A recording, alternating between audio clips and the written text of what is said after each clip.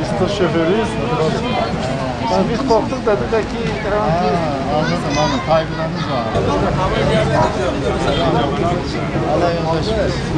Pandemi sürecinde elimizdeki şu an için en büyük silah aşı. Ve maalesef Güneydoğu Anadolu bölgesi olarak ve ilimiz olarak aşı oranlarının düşük olduğunu, vaka oranlarında yüksek olduğunu görmekteyiz. Şu an için elimizde aşıdan başka güçlü bir silahımız yok. Güneydoğu Anadolu bölgesindeki bu düşük oran bizleri üzmekte. Bizler bütün aile sağlığı merkezlerimize, toplum sağlığı merkezlerimize, eğitim araştırma hastanemiz ve özel hastanelerde sabit noktalar kurduk. Fakat vatandaşların buralara fazla yönelmediğini gördük. Genelde çarşı içerisinde yoğun olan yerlere, Siirt merkezine 4 sabit noktaya, bir de ayrıca bir tane de mobil gezici bir ekip kurduk. Vatandaşlarımızın buraya geldiğini gözlemledik.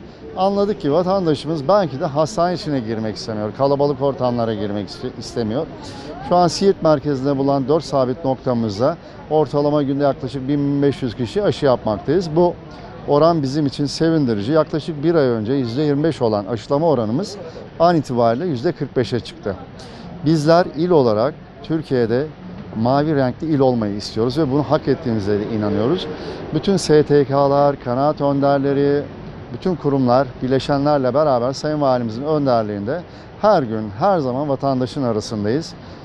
Vatandaşların aşı konusunda varsa tereddütleri onları gidermeye çalışıyoruz. Kurduğumuz bu standlar gece 11-12'ye kadar açık. Vatandaşlarımızın da ilgisi var. Lütfen vatandaşlarımızı aşı olmaya davet ediyorum. Çünkü sağlıkçılarımız çok yoruldular. Onların da emeklerine yazık. Hastanemiz şu an dolu. Maalesef yoğun bakımda yatan her 10 hastadan 9'u aşısız. Servislerde yatan hastaların da %75'i aşısız. 85 civarı servis hastamız var. 24-25 tane de yoğun bakım vakamız var ve maalesef bunların önemli bir bölümü aşısız. Ben sevdiklerinizi korumak adına lütfen herkes aşılansın diyoruz. Gençler büyüklerini seviyorlarsa annelerini, babalarını, onların aşılanması için lütfen destek olsunlar. Yaşlılarımız, anneler, babalarımız da çocuklarımızın aşı olması için destek olsunlar. Çünkü genç popülasyonda maalesef aşı oranı düşük. Özellikle 24-40 yaş arası nüfusta, 18-40 yaş arası nüfusta aşılanma oranı düşük olduğunu görüyoruz. Bu bizim için üzüntü verici.